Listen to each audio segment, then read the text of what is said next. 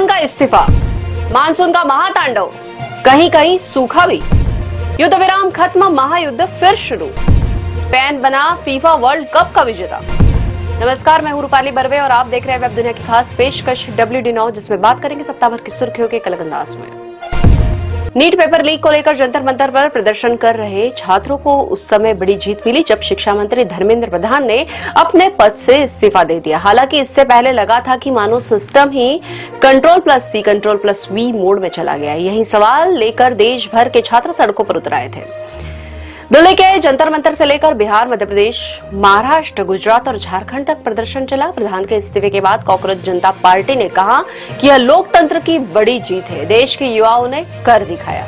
प्रधान ने प्रदर्शनकारियों को संबोधित अपने पत्र में कहा कि युवाओं की आकांक्षाओं का सम्मान करते हुए उन्होंने अपना इस्तीफा दिया। उन्होंने कहा कि पिछले 10 दिनों से मेरा मन दुखी है, मैं जिम्मेदारी से भाग नहीं रहा था। उन्होंने पत्र में कहा कि यह पक्का करने के लिए कि जंतर मंतर और पूरे देश में जो हालात है उनसे देश विरोधी तत्वों को फायदा न हो, देश एकजुट रहे, भारत में छात्र कानूनी पचड़ों में न उलझे और अपनी पढ़ाई और अपने करियर पर ध्यान दे। मैंने प्रधानमंत्री को अपना त्याग पत्र भेज दिया है। पूरे आंदोलन में असली ट्विस्ट तब आया जब दिल्ली में प्रदर्शन कर रहे छात्रों पर पुलिस ने लाठीचार्ज किया और प्रदर्शन और उग्र हो गया। उधर सोनम वांगचुक ने अनशन समाप्त करने को लेकर भी कुछ लोगों ने सवाल उठाए, तो वांगचुक ने भी इसका कड़ा प्रतिकार किया।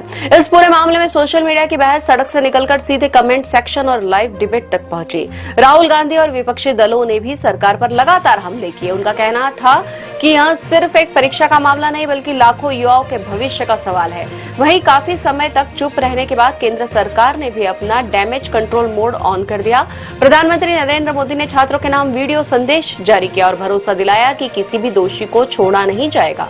सरकार का कहना है कि जांच एजेंसियां पूरी मुस्तैदी से काम कर रही है और कार्रवाई जारी है। इधर सरकार ने पेपर लीक पर लगाम लगाने के लिए नया एंटी नकल कानून लागू किया है। अब पेपर लीक कराने वालों के लिए 10 साल तक की जेल और 10 करोड़ रुपए तक के जुर्माने का प्रावधान है। साथ ही NTA के 47 कर्मचारियों को भी बर्खास्त किया गया। लेकिन इंटरनेट की जनता पूछ रही है कि बॉस पैच अपडेट पहले क्यों नहीं आया, क्योंकि जब कार्रवाई देरी से होती है तो भरोसे का सर्वर पहले ही डाउन हो चुका होता है। अब सवाल सिर्फ इतना है कि क्या सरकार के नए कदम और प्रधान का इस्तीफा छात्रों का टूटा हुआ भरोसा वापस ला पाएगा। बड़ा सवाल यह भी है कि क्या छात्र आंदोलन अब पूरी तरह थम जाएगा या इस पूरे घटनाक्रम से सरकार कुछ सबक लेगी। दरअसल सरकार यदि समय रहते यह कदम उठा लेती तो जंतर मंतर के साथ ही देश के अन्य हिस्सों में यह बखेड़ा खड़ा ही नहीं होता। उफनती नदियां, जलमग्न शहर और पहाड़ों पर खिसकती जमीन। जी हां, बीते सप्ताह मानसून ने भारत के एक बड़े हिस्से में ऐसा तांडव मचाया जिसने हर किसी को हैरान कर दिया। जहां एक तरफ आधा भारत पानी पानी हो रहा है, वहीं दूसरी तरफ कई राज्यों से कुछ हिस्से पानी के लिए तरस गए। गुजरात में वलसाड़ के उमरगाम में 48 घंटे में रिकॉर्ड 13,004 मिलीमीटर बारिश दर्ज की गई। राज्य में 242 तहसील पानी से त्राही त्राही कर उठी। बाढ़ के पानी ने सड़कें निगल ली और जनजीवन पूरी तरह ठप हो गया। मुंबई और कोंकण में जलाशय लबालब हो गए और तानसा झील ओवरफ्लो हो गई। असम, गुजरात, जम्मू कश्मीर में बाढ़ से 87 लोगों की मौत हो गई। अकेले असम में 61 लोगों की मौत हो गई और 40 लोग अब भी लापता हैं।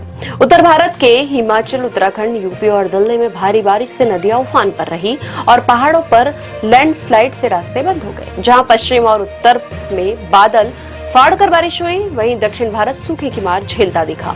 यानी कि देश में मानसून का वितरण बेहद असंतुलित रहा है। आगामी सप्ताह में गुजरात, दक्षिण पूर्वी राजस्थान, कोंकण, गोवा और मध्य महाराष्ट्र में हफ्ते की शुरुआत में बहुत भारी बारिश का अनुमान है। असम, मेघालय, अरुणाचल, सिक्किम, बिहार, झारखंड और ओडिशा में झमाझम बारिश जारी रहेगी। जम्मू कश्मीर, हिमाचल और उत्तराखंड में भारी बारिश का सिलसिला बना रहेगा। पंजाब, हरियाणा, दिल्ली और पश्चिमी यूपी में हल्की से मध्यम बारिश ही देखने को मिलेगी। वहीं दक्षिण के अंदरूनी हिस्सों में बारिश की कमी बनी रह सकती है। कुल मिलाकर जुलाई का यह हफ्ता राहत और आफत दोनों साथ लेकर आया है। भले ही जुलाई में कुल बारिश औसत से थोड़ी कम रहने का अनुमान हो, लेकिन मानसून अपनी मौजूदगी दर्ज करा रहा है। अमेरिका युद्ध को लगभग 5 महीने पूरे हो चुके हैं। बीच में युद्ध विराम के प्रयास हुए, बातचीत की मेज भी सजी, लेकिन जुलाई 2026 आते आते यह युद्ध एक बार फिर अपने सबसे भयावह मोड़ पर पहुंच चुका है। जुलाई 2026 के पहले और दूसरे हफ्ते में स्थिति फिर बेकाबू हो गई। ईरान ने आरोप लगाया कि अमेरिका समझौते की शर्तों के तहत प्रतिबंधों में ढील नहीं दे रहा है। जवाब में ईरान ने हरमुज से गुजर रहे 3 कमर्शियल शिप्स पर हमला कर दिया। इसके बाद अमेरिकी राष्ट्रपति ने बड़ा बयान देते हुए कहा कि युद्ध विराम अब आधिकारिक तौर पर पर समाप्त हो चुका है। इस बीच ईरान ने भी अमेरिका के युद्ध विराम प्रस्ताव को ठुकरा दिया है। हालिया हमलों में ईरान के 55 लोगों की मौत हो चुकी है। अमेरिकी सेंट्रल कमांड ने ईरान के तटीय ठिकानों, ड्रोन लॉन्चिंग पैड्स और तेल रिफाइनरियों पर दोबारा भीषण एयर स्ट्राइक शुरू कर दी है। वॉशिंगटन का लक्ष्य अब केवल ईरान को डराना नहीं बल्कि उसकी नौसेना और मिसाइल इंफ्रास्ट्रक्चर को पूरी तरह से नष्ट करना है। दूसरी ओर ईरान ने भी साफ कर दिया कि वह अमेरिका के सामने किसी भी कीमत पर आत्मसमर्पण नहीं करेंगे। उसने खाड़ी देशों में अमेरिकी अड्डों और ऊर्जा ढांचों पर हमले की धमकी दी है। लगातार बमबारी से तेहरान, बंदर अब्बास और अन्य शहरों में भारी नागरिक क्षति हुई है। अस्पतालों, बिजली संयंत्रों और बुनियादी ढांचे को नुकसान पहुंचा है। जहरीले धुएं और तेजाबी बारिश से चलते तेहरान जैसे शहरों में लोग घरों में कैद रहने को मजबूर है। अमेरिका ईरान के बीच छिड़ी इस जंग का असर केवल मिडिल ईस्ट तक सीमित नहीं है। इसका सबसे बड़ा खामियाजा विकासशील देशों और विशेषकर भारत को भुगतना पड़ रहा है। हॉर्मुज संकट के कारण क्रूड ऑयल की कीमतें $100 के पार चली गई है। महंगाई आसमान छू रही है। खाड़ी देशों के करीब 90 लाख भारतीय रहता है। ईरान की ओर से खाड़ी देशों में अमेरिकी ठिकानों पर हो रहे मिसाइल और ड्रोन हमलों से वहां रहने वाले भारतीयों की सुरक्षा पर गहरा संकट मंडरा रहा है। हॉर्मुज में एक बार फिर एक टैंकर पर हमला हुआ जिस पर 28 भारतीय सवार थे। गनीमत रही कि सभी सुरक्षित है। हालांकि युद्ध रोकने के लिए यदि अंतर्राष्ट्रीय समुदाय दोनों पक्षों पर दबाव बनाए तो फिर अमेरिका और ईरान की बातचीत टेबल पर लौट सकती है। यदि ऐसा होता है तो यह पूरी दुनिया के हित में होगा।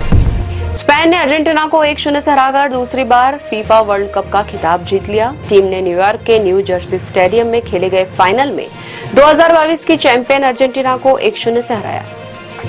स्पेन के लिए एक्स्ट्रा टाइम में फेरन टोरेस ने गोल किया। स्पेन ने इससे पहले 2010 में फीफा विश्व कप जीता था। इसके अलावा स्पेन फुटबॉल टीम के कप्तान और मिडफील्डर रॉड्रिगो हार्नेडेस कैस्केंटे यानी कि रॉड्री ने टूर्नामेंट के सर्वश्रेष्ठ खिलाड़ी के रूप में गोल्डन बॉल का पुरस्कार जीता।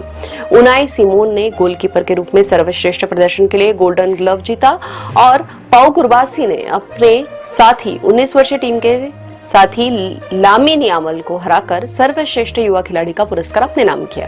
वहीं गोल्डन बूट का पुरस्कार फ्रांस के स्ट्राइकर काइलन एम्बापे को मिला। यह विश्व कप संभवतः महान फुटबॉलर लियोनेल मेसी का अंतिम विश्व कप था।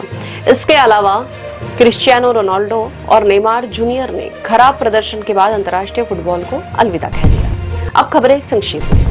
पुलिस का दावा, जंतर मंतर पर 2000 से ज्यादा अपराधी। पुलिस के दावों पर सीजेपी ने कहा कि हम भी तुम्हारी लिस्ट देंगे। प्रदर्शन के दौरान संसद के पास हुई हिंसा में पहली एफआईआर। जानलेवा हमले जैसे गंभीर धाराओं के अलावा भारतीय न्याय संहिता की 13 धाराएं लगाई गई। महाराष्ट्र टीईटी पेपर लीक मामले में पुलिस को बड़ी कामयाबी। मामले के मुख्य आरोपी वीरेंद्र कुमार गुप्ता को बिहार से गिरफ्तार किया गया। पत्नी की पहले हो चुकी है गिरफ्तारी। भारत की निजी एरोस्पेस कंपनी स्काई रूट ने 18 जुलाई को विक्रम-1 रॉकेट को लो अर्थ ऑर्बिट में सफलतापूर्वक स्थापित कर इतिहास रचा। भारत निजी रॉकेट प्रक्षेपण क्षमता हासिल करने वाला दुनिया का तीसरा देश बना। यूक्रेन में ओडेसा के पास एक मालवाहक जहाज पर हुए हमले में 4 भारतीय नाविकों की मृत्यु हो गई। भारत ने कड़े शब्दों में निंदा की। सिक्किम में एनएचपीसी की निर्माणाधीन सुरंग के भीतर मीथेन गैस विस्फोट में 10 श्रमिकों की मौत। डो परीक्षण में विफल रहने के बाद जूडो खिलाड़ी अरुण कुमार को राष्ट्रमंडल खेलों से हटाया गया। तुलिका मान को भी राष्ट्रमंडल खेलों से हटाया। इतनी वेब दुनिया की खास पेशकश WD नाउ अगले सप्ताह की सुर्खियों के साथ फिर हाजिर होंगे। नमस्कार।